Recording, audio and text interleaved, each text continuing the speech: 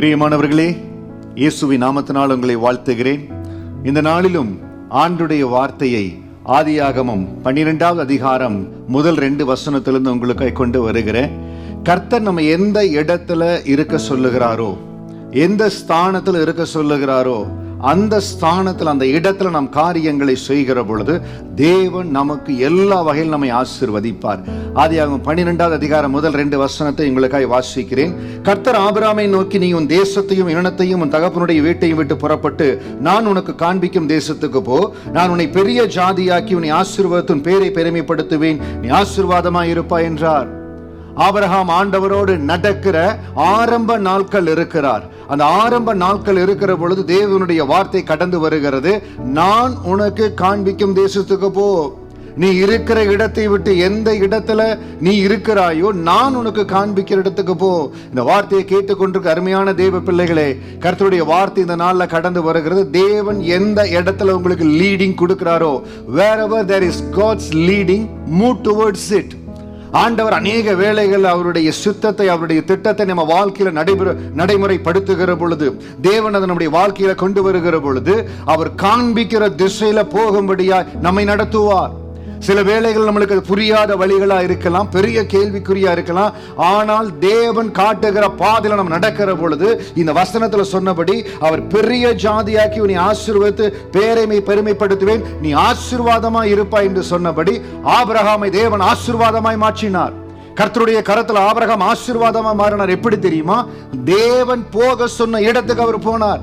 இன்றைக்கு ஆண்டவர் காண்பிக்கிற இடத்திற்கு, ஆண்டவர் உங்களுக்கு கொடுக்கிற வேலைக்கு, ஆண்டவர் கொடுக்கிற ஆப்பர்ச்சுனிட்டிக்கு உங்களை நீங்கள் ஒப்பு கொடுக்கிற பொழுது, when you are submitting and surrendering yourself for God's leading, then God's blessings will come upon you.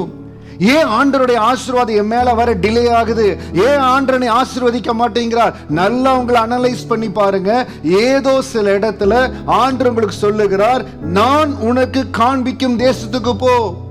Go towards the place where I am showing.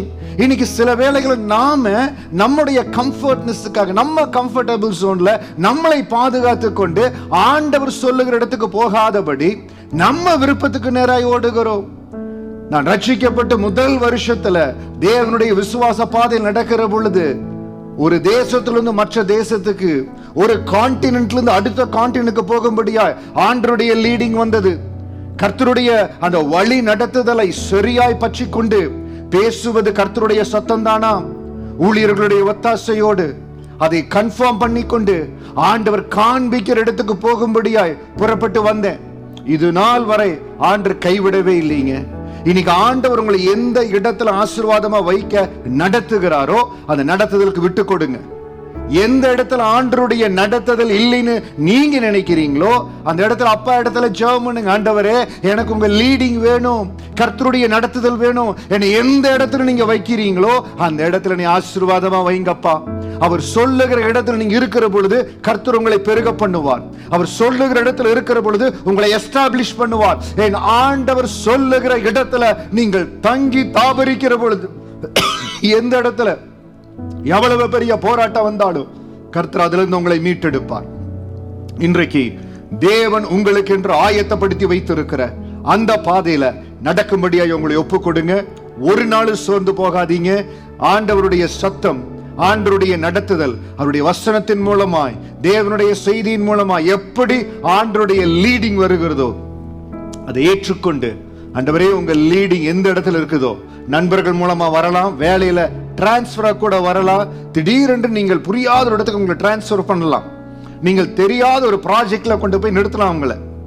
அந்த இடத்துல ஜெபிங்க, அன்றைய உங்க லீடிங்கா இருந்தா நான் அதை கடந்து போறேன், அதுல கடந்து போய் பாருங்க. எத்தனையோ பேர் கேள்விக்குறியோடு இந்த வார்த்தையை கேட்டுக்கொண்டிருக்கிறீங்க. இது ஆண்டவருடைய நடத்துதலா இல்லையா?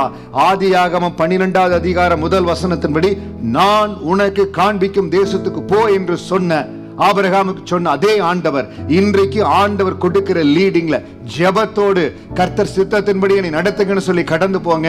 அவருடைய லீடிங் ஒப்பு கொடுங்க.